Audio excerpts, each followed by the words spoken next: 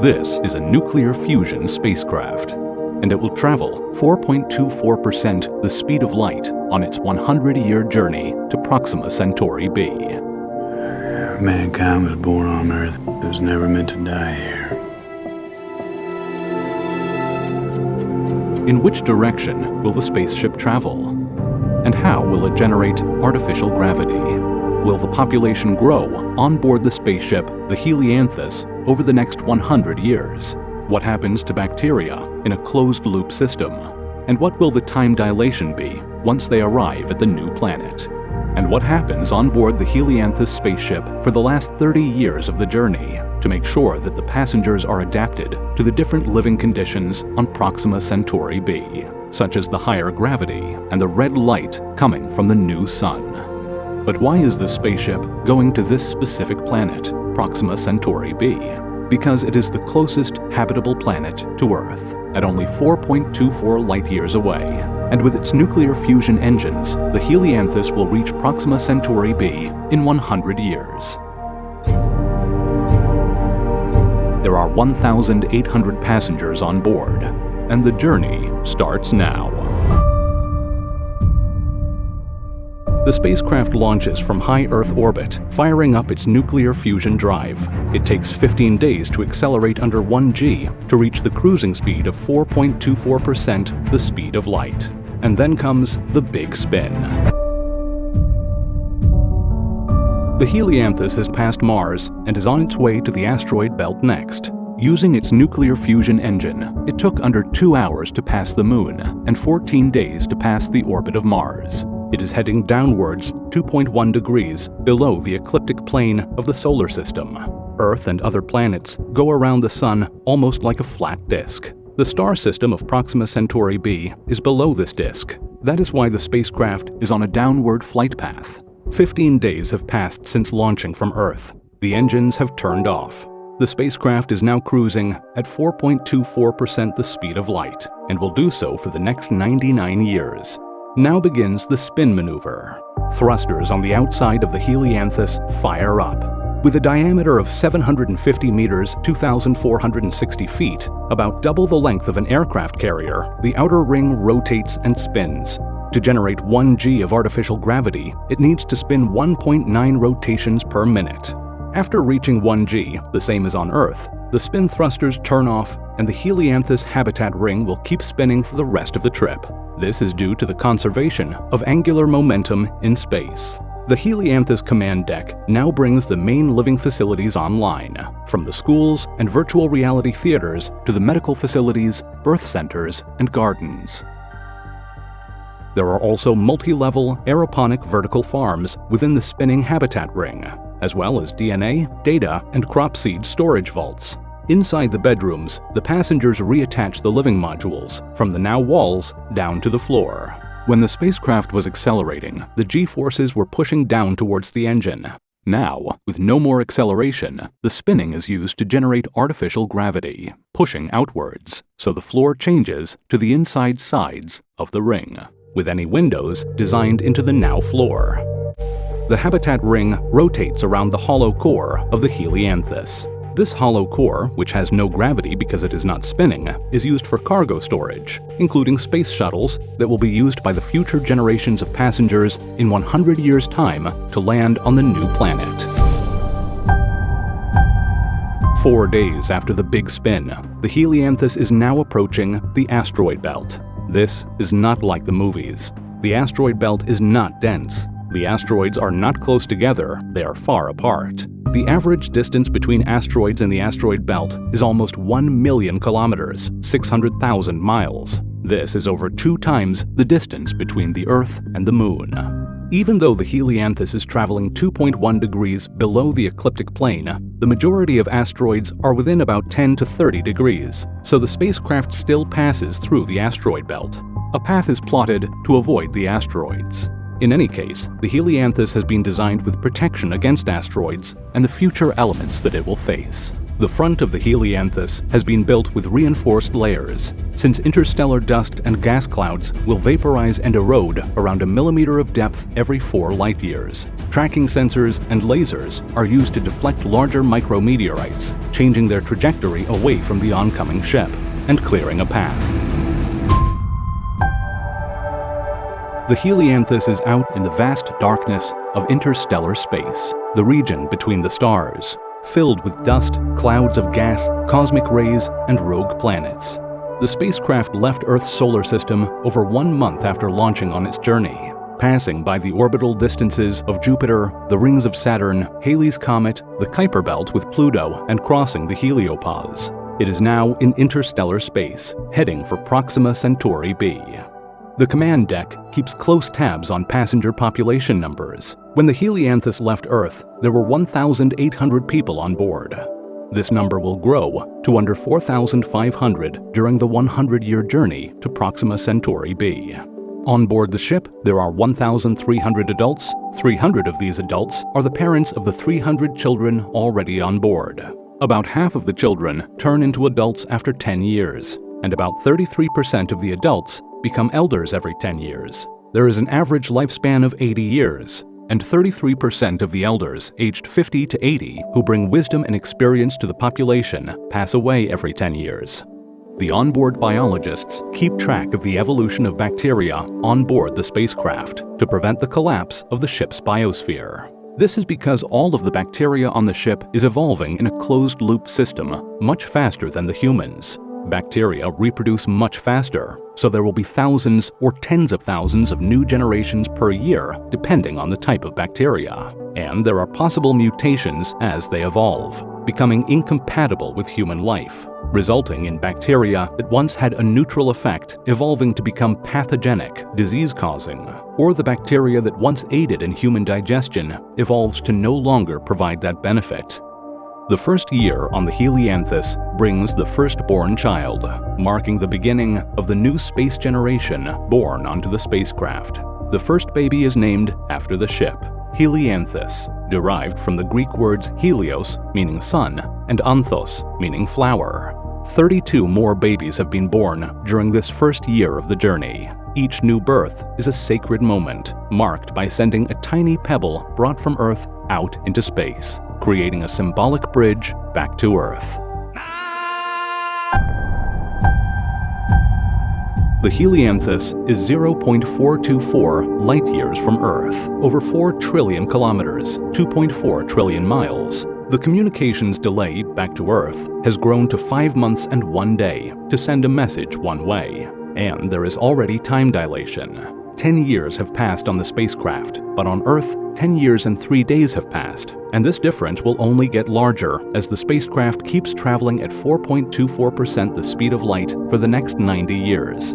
Here is an explanation of the relativistic effect of time dilation. Imagine time as a river, flowing steadily. If you are sitting on a boat, not rowing, you and the river flow at the same speed. But if you start rowing your boat really fast, looking at the river, it's as if the water slows down around you and appears to be moving backwards, but not for the people on the shore. You and the river still reach the same destination, but you experience less river flow compared to those on the shore. You age a bit less because your piece of the river flowed more slowly for you. How many extra days will pass on Earth when the spacecraft arrives at Proxima Centauri b?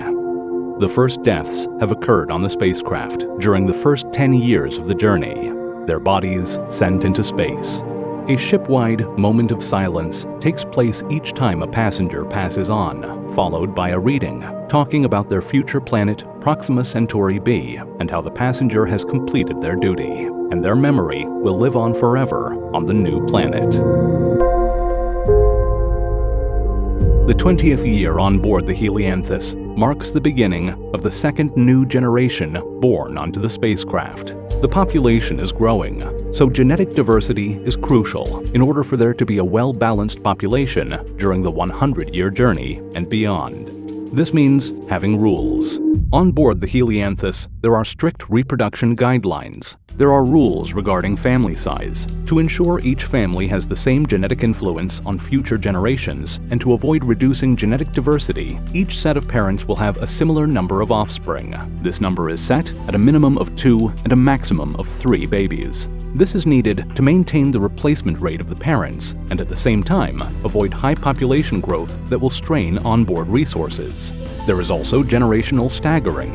Parents are to reproduce at different intervals to prevent age clusters of children, large groups of children with the same age. All of these rules have been put into place to avoid the collapse of the passenger population. Even where a family lives on the spacecraft is monitored. The command deck allocates living quarters to different parts of the ship, creating a rotation system, making sure that individuals from different family units are more likely to interact. This ensures a regular mixing of the gene pool. And when it does come time to reproduce, couples undergo genetic counseling. Their genomes are sequenced to determine genetic compatibility and to understand any potential risks. If there are any issues, there are alternative options available on board, such as the artificial womb lab, or using cryogenically frozen spermatozoa and egg samples brought from Earth. All of these guidelines are especially important for the initial generations of passengers. Having a highly genetically diverse population to start with makes it easier to maintain that diversity over the 100-year journey and beyond. The Helianthus is 1.27 light-years away from Earth and 2.97 light-years away from Proxima Centauri b. The communications delay with Earth is 1.27 years to send a message one way. The first generation of children born onto the ship have now reached mature adulthood. Soon, they will transition to junior leadership roles and advanced operational duties. The 1,000th baby is born. It has also been given the ship's name, Helianthus. Other common names on the ship include Elysium, Helios, Surya, Apollo, Terra, Joro, and Centauri. Even this far away from Earth, Earth-based mythology continues to live on. There is talk on board the spacecraft of changing the planet name Proxima Centauri b to something more human or even more spiritual in nature. The Helianthus is entering the 50th year of its journey, the halfway mark. Looking out of the windows, the passengers start to see a distinct but faint star. This is their new host sun, Proxima Centauri. From this point forward in the journey, the star gets brighter and brighter with each passing year. The passengers have changed the name of the star. They have given their new sun the name Helios.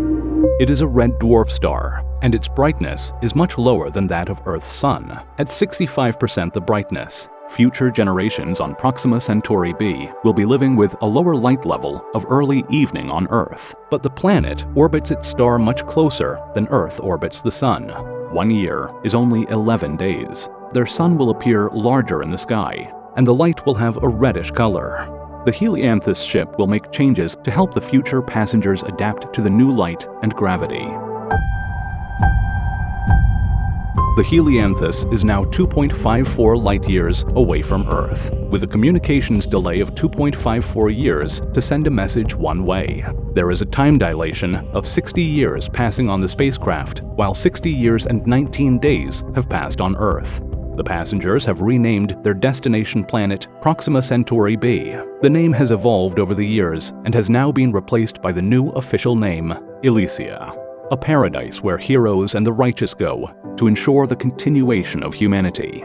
At this point, 60 years into the journey, the command deck initiates the gravity, evolution, spin sequence. Since the gravity on Elysia is slightly higher than on Earth, the spin thrusters will be periodically fired up over the next 30 years to slowly increase the spin of the habitat ring, increasing the gravity on the spacecraft, so that for the last 10 years of the journey, the passengers, the new generations of humans, will be used to living under the heavier gravity that they will soon face on their new home planet. The expected gravity on Elysia is set to be around 1.026 times that of Earth, making it just slightly stronger. A person who weighs 50 kilograms, 110 pounds on Earth, will feel as if they weigh 51.4 kilograms, 113 pounds on Elysia. This slight added gravity means increased stress on the heart and cardiovascular system. The bones and muscles also undergo changes, becoming denser to support the higher gravity. The body's fluids redistribute slightly, leading to increased blood pressure in the lower limbs. And over time, the human species will become shorter on average, with a more compact body shape to be more energy efficient in the higher gravity environment. As the gravity slowly increases on board the Helianthus over the next 30 years, the lighting will also be adjusted. The lights on the spacecraft will slowly turn red and less bright, to match the dark red light seen from the new sun, Helios, when living on the new planet. In a world with less light and a red hue, human eyes will adapt and evolve in several ways. The iris could turn a shade of amber or gold to optimize for the red light. Pupils could be larger to allow more light in, making the eyes look darker overall. The white part of the eye, the sclera, would also become more pigmented to reduce glare and improve vision in the dim light. So while Earth humans have a variety of eye colors and a white sclera, these future Elysian humans could have a darker sclera and golden irises. There have been onboard rumors of hidden cryolabs and hibernation pods, where wealthy individuals from the Earth planet have paid to be frozen and taken along on the journey to be woken up at the new planet.